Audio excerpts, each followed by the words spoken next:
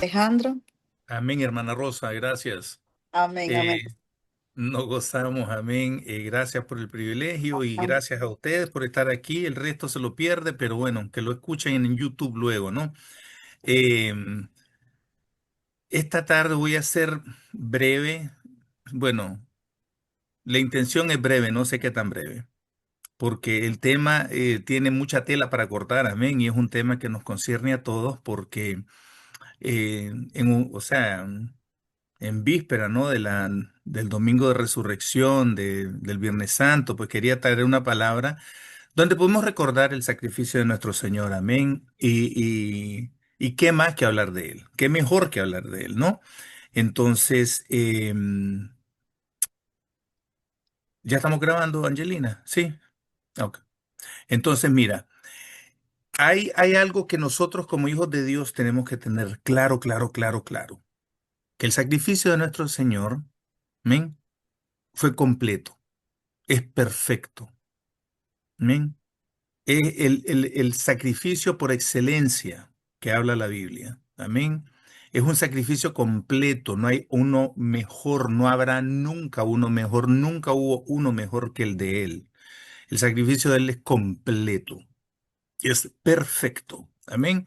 Así que vamos a hablar un poco de eso, de lo que pasó ahí en la cruz, pero antes de eso quiero hacer una anécdota, una pequeña, como dijéramos,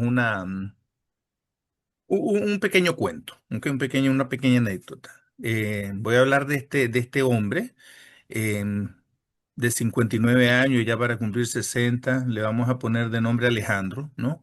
Alejandro ya está en víspera estar rondando los 60 y como regalo de 60 años quiere un carro, un Corvette rojo, así como el de la canción de Prince, Little Red Corvette, un Corvette pequeño rojo, para poderlo correr.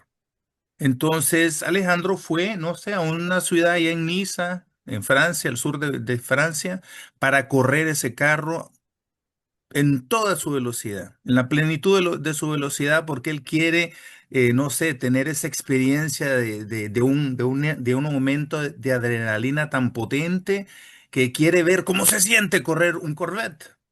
¿No? Entonces, cuando Alejandro llega, ¿no? a la pista donde él va a montarse en el carro, empieza a manejar y empieza a manejar y empieza a manejar y ya se ponen 50, 60, 70 millas, 75, 80, 90 millas. Cuando ya pasa de 90 millas, empieza sin querer, ¿no? A bajar la velocidad y mirar el espejo retrovisor si vienen policías y lo van a parar en cualquier momento porque va muy rápido. Y vuelve y dice, no, pero si este es un Corvette, yo estoy celebrando mis 60 y otra vez le mete la pata y otra vez vuelve la conciencia de que, espérate, el límite es 55 millas por hora, ¿qué hago yo a 100 millas por hora? Y la cosa es que no pudo disfrutar del momento. ¿Por qué? Porque él tenía una conciencia de las leyes de tránsito, ¿no? Que no te permiten manejar a una velocidad tan rápida. Amén. Ahora, más o menos lo mismo nos pasa a nosotros cuando venimos a Cristo, pero hay una ley que nos detiene a gozar con libertad, la libertad con la que Cristo nos hizo libres. Eso se llama conciencia de la ley, un conocimiento de la ley. En este caso, la Biblia lo llama conciencia de pecado, donde hay un conflicto entre el pecado y la ley, entre la gracia y la ley de Dios. ¿Por qué? Porque nosotros estamos acondicionados a la ley, estamos acondicionados a tener un parámetro. Entonces, ¿qué es lo que hace la ley? La ley te concientiza del pecado y te da conocimiento de la ley, es conocimiento del pecado. No mataréis, te das cuenta que es malo porque la ley te lo dice. No no vas a codiciar. ¿Por qué? Porque te das cuenta que codiciar es malo. No mentir, no mentir, la conciencia es que no puedes mentir. No estamos hablando de una información en tu consciente, estamos hablando de un conocimiento. El conocimiento es que tu conciencia está plenamente, plenamente convencida, persuadida y está convencida de una información. No es información, es conocimiento. Entonces, mira lo que dice la palabra en Romanos 3.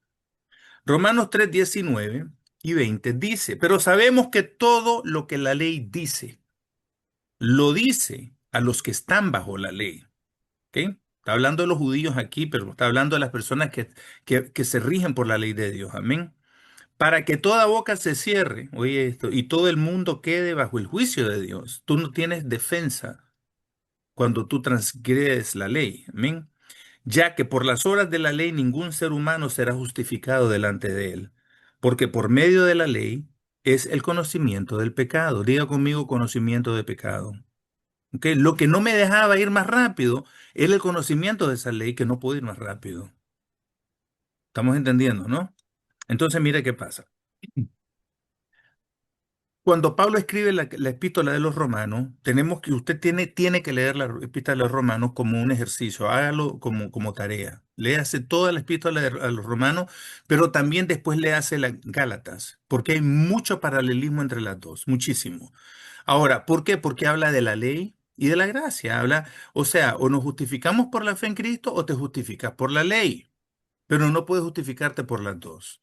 ¿Qué pasa en Gálatas? Llegaron unos hermanitos malintencionados a confundir a los Gálatas y el Señor les dice, Pablo les dice, Gálatas insensatos, ¿quién los fascinó? ¿Por qué ustedes están creyendo otro evangelio? ¿Sabes por qué? Porque ellos estaban diciendo que se tenían que circuncidar. Entre ellos Pedro, nuestro amigo Bocazas Pedro, judaizando a los gentiles, que tenían que ser de la circuncisión para poder entrar entonces en el conocimiento de Cristo. Un error.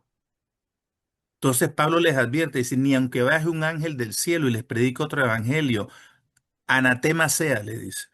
Una vez más les digo, eso es maldición, predicar otro evangelio. ¿Por qué? Porque estaban volviendo a la ley, queriendo poner a la ley como superior a Cristo, como mejor que Cristo. Y ahí está el error. Entonces, ¿qué pasa? Venimos nosotros, cuando Pablo habla en Romanos, le habla al ser humano entero, le habla al judío y al gentil. Y dice, por cuantos todos pecaron, estamos destituidos de la gloria de Dios. Entonces le habla, estas son las obras de la carne, ¿no? Y dice, los que hacen tales obras no heredarán el reino de los cielos. Y empieza a hablarles cómo somos justificados por la fe. Entonces, vamos a leer en Gálatas. Gálatas 3 también 19 y 20. Ni una casualidad, ¿ok? En Gálatas 3 19 y 20 dice, entonces, ¿para qué sirve la ley? Dice, fue añadida a causa de las transgresiones, dice, transgresiones, hasta que viniese la simiente a quien fue hecha la promesa. ¿Quién es esa simiente? Cristo. Amén. Y fue ordenada por medio de ángeles en mano de un mediador. Y el mediador no lo es de uno solo, o sea, no vino por sí solo, sino, pero Dios es uno. Entonces dices, luego que la ley dice es contraria luego dice la ley es contraria a las promesas de Dios en ninguna manera, porque si la ley dada pudiera vivificar, la justicia fuera verdaderamente por la ley, pero la ley no puede vivificar. Amén. Mas la escritura lo encerró todo bajo pecado para que la promesa que es por la fe en Cristo Jesús, dice, la fe en Jesucristo, dice, fuese dada a los creyentes. En otras palabras, la promesa era para el que cree, judío y gentil, griego, hombre, mujer, libre y esclavo. Cristo fue dado para todos. Amén. Para que no viviéramos más bajo el yugo de la ley. Porque la ley, la palabra, la letra mata, pero el espíritu vivifica. La ley del Espíritu de Dios, que es Cristo Jesús. Amén. En otras palabras, el fin de la ley debería ser Cristo. Ya. Si es que hay una ley que te vivifica, pero el justo por la fe vive, no por la ley. ¿Por qué te hablo de esto? Porque la ley, la conciencia de pecado es lo que no nos deja verdaderamente disfrutar con libertad lo que el Señor hizo. Entonces aquí es donde entra el juego, no el juego. Entra ahora mismo en un conflicto tu mente y tu espíritu, donde no logras reconciliar cómo Dios, un ser santo, oye esto, quiso habitar con su pueblo. Entonces, ¿qué es lo que hizo el Señor? Les dio unas cuantas ordenanzas de cómo debían de ser los cultos. El culto racional, a la hora de la hora, el culto es ofrenda y sacrificio a Jehová. Eso es lo que les ordenó a los judíos, que sigue siendo la ley. O sea, entonces él les dio una liturgia. Tienen que ofrecer un macho cabrío. Primero lo tiene que ofrecer el sacerdote y matar y rociar la sangre de ese cabro por él y su familia, por sus pecados. Luego tiene que matar a otro animal, un ternero, para ahora expiar los pecados de todo el pueblo. Y después tiene que hacer una ofrenda tiene que hacer un holocausto. Y después tiene que hacer una ofrenda de paz. Y era un ritual de 10 días.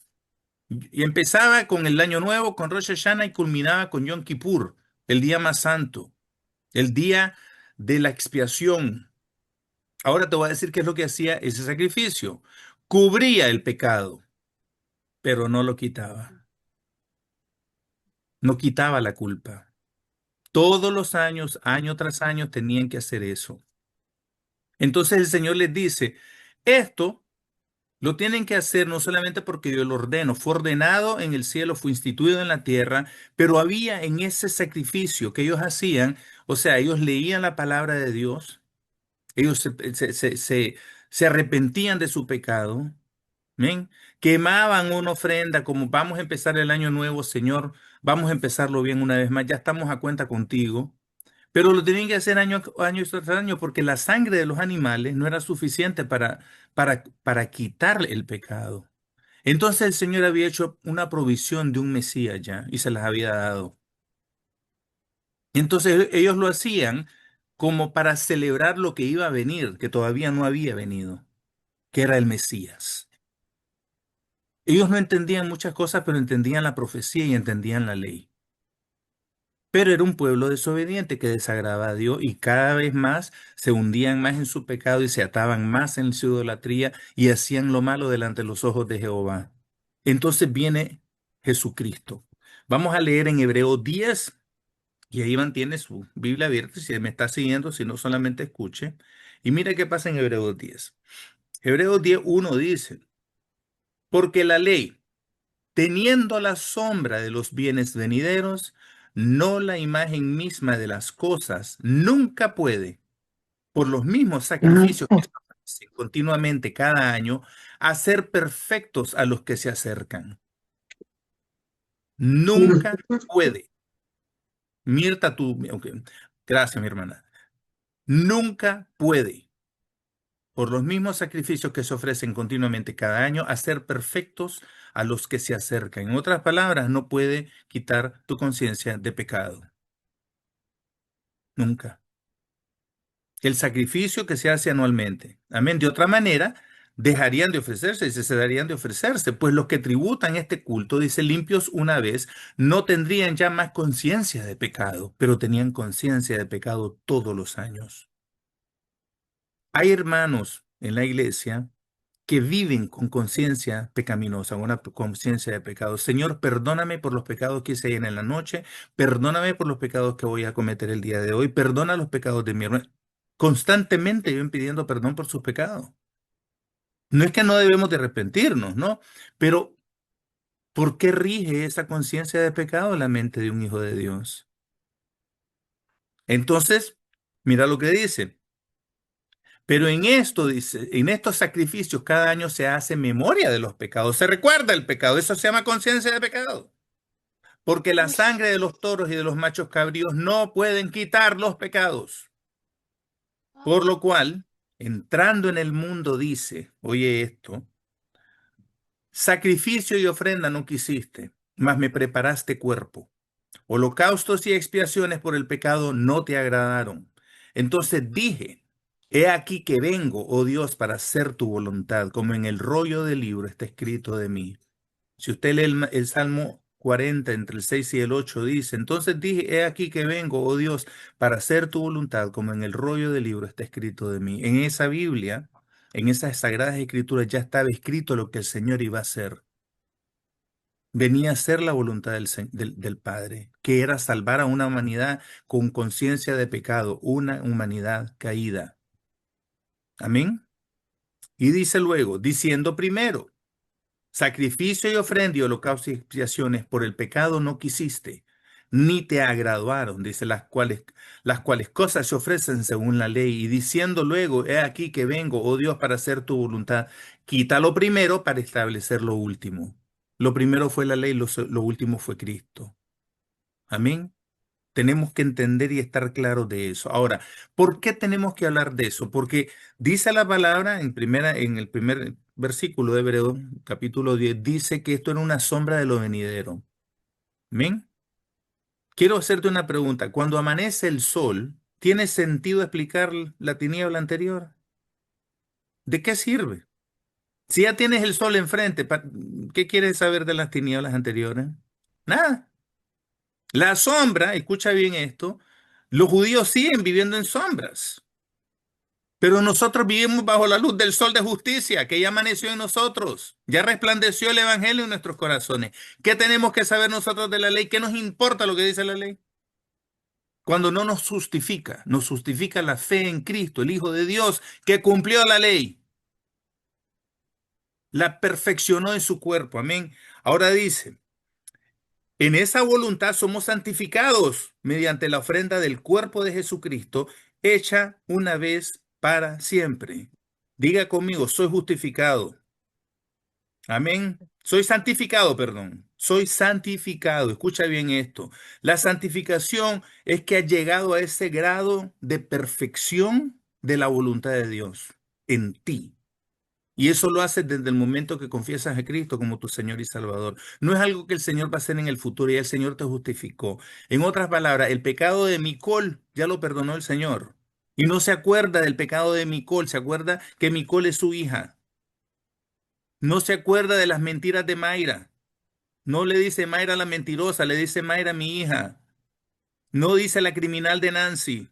Todos los hombres que mataste con pistolas. Dice, no, me acuerdo de mi hija redimida por la sangre de Cristo. Ya no te llama por tu pecado, te llama por quien tú eres para Él, te llama por tu nombre, Santo Hijo de Dios, santificados por Él. Aleluya. Y dice, ciertamente, dice, todo sacerdote está día tras día ministrando y ofreciendo muchas veces los mismos sacrificios que nunca pueden quitar los pecados. Pero que Jesucristo, este es el Cordero de Dios, el que quita el pecado del mundo, no lo cubre, lo quita. Y te voy a decir algo precioso, mira lo que dice.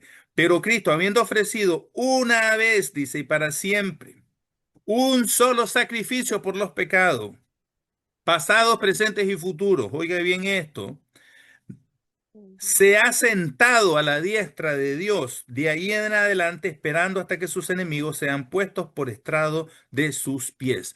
El sacerdote, el sumo sacerdote entraba al lugar santísimo todos los años. Él pasaba, traspasaba el velo, amén, una cortina de este grueso. Tenía que pasar una cortina y dice que le amarraban un cordel en una soga en el pie en caso de que no estuviera acepto su sacrificio, él caía muerto ante la presencia del Señor y lo tenían que sacar con esa soga. Lo tenían que alar del lugar santísimo porque nadie podía oficiar, nadie podía entrar en el lugar santísimo. Él se tenía que parar ahí por días enteros, sacrificando todo el día los pecados sus pecados y los pecados de Israel. Entonces pasaba oficiando, el oficio del sacerdote era sacrificar, era también estar quemando ofrendas y holocaustos al Señor y levantando ruegos y rogativas y plegarias, e intercediendo por el pueblo, porque era un pueblo pecador. Amén.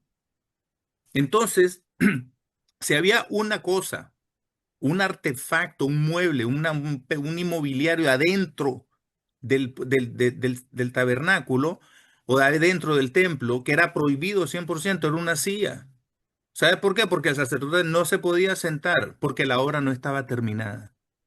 La silla hablaba de descanso. Entonces él no se podía sentar. Pero mira lo que pasó con Cristo. Dice en el versículo 9 de ese mismo Hebreo, dice algo poderoso. Dice, porque Cristo, dicen, porque no entró Cristo en el santuario hecho de manos, en el tabernáculo. Figura del verdadero, dice, sino en el cielo mismo. Para presentarse ahora, dice, por nosotros ante Dios, y no para ofrecerse muchas veces como entra el sumo sacerdote en el lugar santísimo cada año con sangre ajena. Él entró en el cielo, traspasó los cielos, porque el sacrificio de él fue no con sangre ajena, de machos cabríos, fue por su propia sangre.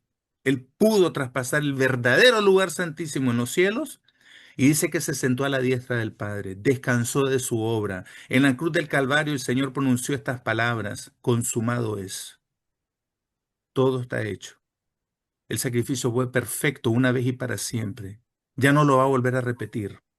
Por eso, cuando los creyentes de la iglesia primitiva entendieron esto, espérate un segundo, vamos entonces a ser judíos una vez más y vamos a estar bajo la ley a ofrecer la sangre de machos cabríos. Eso sería un insulto a Dios. Y pararon de hacer eso, porque se dieron cuenta que el sacrificio de Jesucristo era mejor que el de los machos cabríos. Entendieron esa parte. Entonces, ¿qué es lo que te enseña a ti como hijo de Dios el día de hoy esto? Todo esto tiene un sentido. ¿Ok? Porque con una sola ofrenda hizo perfectos para siempre a los santificados, ¿no? Hizo perfectos. Completó la obra, por eso es que se sienta a la diestra del Padre. Y nos atestigua lo mismo el Espíritu Santo, te da testimonio de esta verdad el Espíritu Santo. Porque después de haber dicho, este es el pacto que haré con ellos. Después de aquellos días, dice el Señor, pondré mis leyes en sus corazones y en sus mentes las escribiré.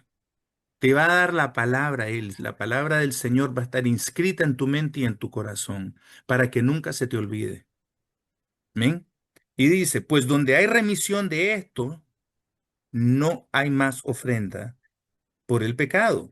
Así que hermanos, teniendo libertad para entrar en el lugar santísimo por la sangre de Jesucristo, por el camino nuevo y vivo que Él nos abrió a través del velo, esto es, de su carne, y teniendo un gran sacerdote sobre la casa de Dios, acerquémonos con corazón sincero en plena certidumbre de fe, purificados los corazones de mala conciencia y lavados los cuerpos con agua pura.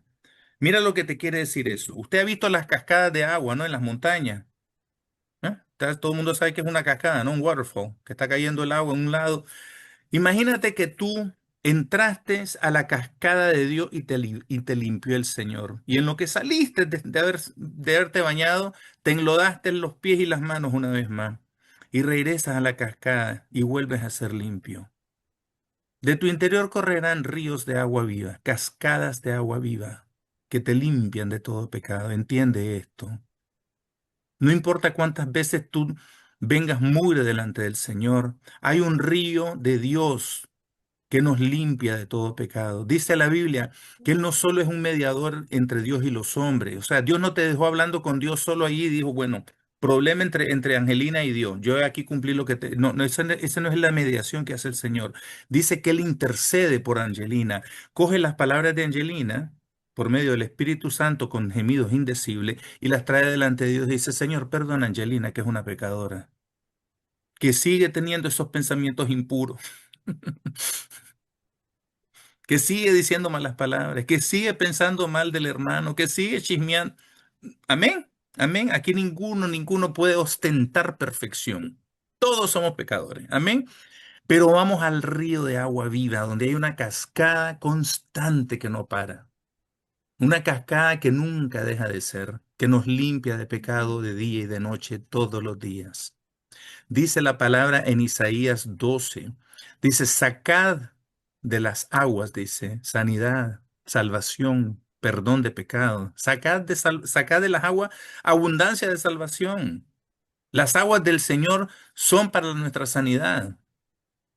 Amén. Son para la sanidad de nosotros, hijos de Dios. Ahora mira qué pasa. Mantengamos firmes sin fluctuar ay Dios mío, la profesión de nuestra esperanza, porque fiel es el que prometió. Y considerémonos,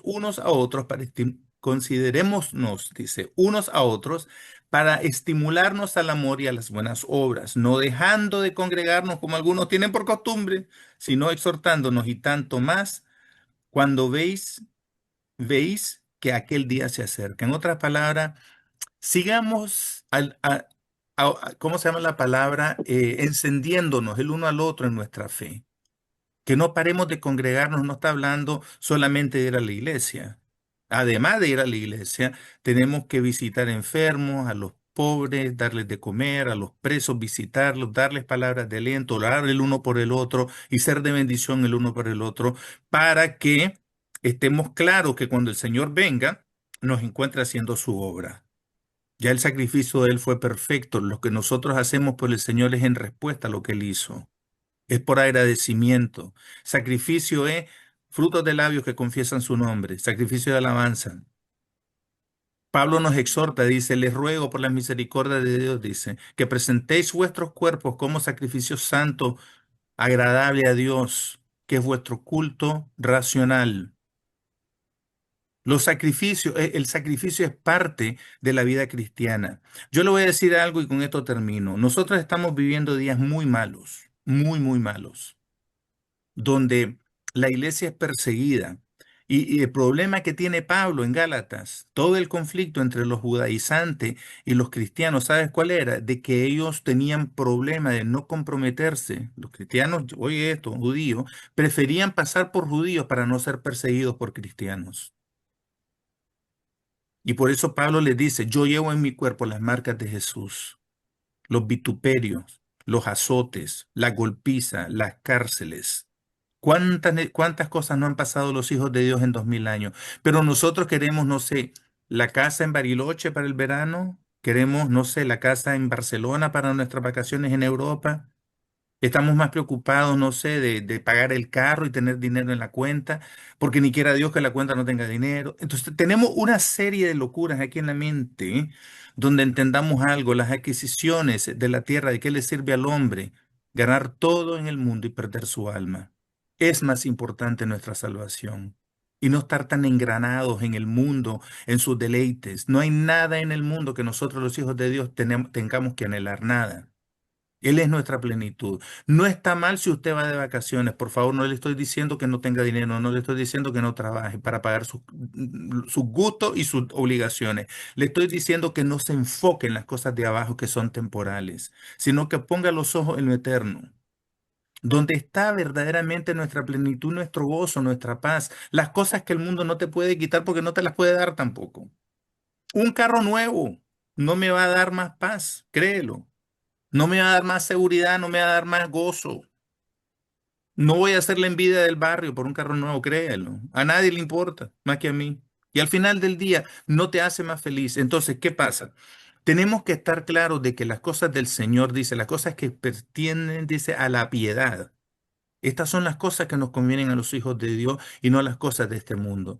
Pablo, cuando él habla de esto en Hebreos, es porque nosotros somos tendenciosos a regresar a la ley. Somos tendenciosos a regresar a la conciencia de pecado. Y él dice esto, y una vez para siempre, el problema de la conciencia de tu pecado ya lo resolvió Cristo en la cruz del Calvario. ¿Por qué tienes que traer siempre la conciencia del pecado? Es que soy pecador, es que soy pecador. Hay hermanitos y hermanitas que viven en esa derrota constante porque no han creído al verdadero, ¿cómo se llama la palabra? Sacrificio del Señor. Amén, en la cruz del Calvario. El Señor ya pagó ese precio con su sangre, con su cuerpo. El vituperio, el oprobio, el golpe, lo despedazaron a Cristo en esa cruz para que tú y yo ahora vivamos condenados por la conciencia de pecado. Sal de esa condena de una vez y para siempre y entiende que el sacrificio del Señor fue completo, fue perfecto para ti y para mí. Bendito sea Dios. Y esa es la palabra que yo tenía, que el Señor tenía para nosotros. Que Dios me las bendiga y dejamos aquí, no sé dónde están nuestras líderes fieras, Angelina o Rosy. No las veo aquí ahí está nuestra feroz. Fieras, fieras, feroz, ¿qué es esa Fiera, feroz palabra? quise decir. Feroz y fiera es lo mismo, es lo mismo, es lo mismo. Ay, no te Está traicionó el bien. subconsciente, Alejandra. Algo quiere, Rosita. Aleluya.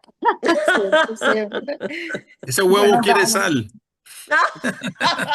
Esa palabra me mató. Ay, Sí, madre total. mía. Mm, Qué Alejandra. pasada. Bueno, damos gracias a Dios, amén, por esta palabra. Verdaderamente es de gran bendición, amén, saber que ese sacrificio que Jesucristo hizo en la cruz, amén, ya lo hizo y sigue eficaz hasta este tiempo, hasta este momento, amén. Podemos creer, podemos confiar, amén, que nos podemos acercar al trono de su gracia confiadamente. Como decía nuestro hermano Alejandro, amén. Todos los días pecamos, todos los días fallamos, pero tenemos, dice, abogado para con el Padre. Él es nuestro abogado, amén. Podemos entrar sin ningún problema y Él nos mira, amén, a través de esa sangre preciosa. El enemigo puede venir a acusarnos porque el diablo es nuestro acusador, el que te acusa, el que te dice, no, sí, mira, Mayra, lo que está haciendo, Señor, está de madre.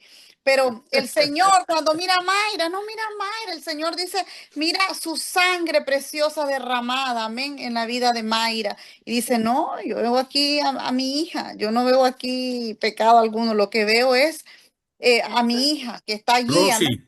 Rosy, ¿Ah? discúlpame, eso está en Romanos 8, dice, ¿quién acusará a los escogidos de Dios? Dios Amén, es el que justifica.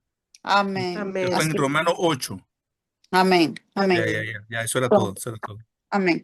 So, gloria al Señor, amén. Por eso es que es todos los días, amén, que debemos de recordar ese Amén. sacrificio Sí, Señor. lo hablamos en este tiempo más, pero verdaderamente es todos los días. Cuando el enemigo quiera venir a acusarte, no dejes que eso te Amén. aplaste, que eso te tire por el piso, no. Somos hijas de Dios redimidas con la Amén. sangre Gloria a poderosa de Cristo Cristo. Jesús. Amén.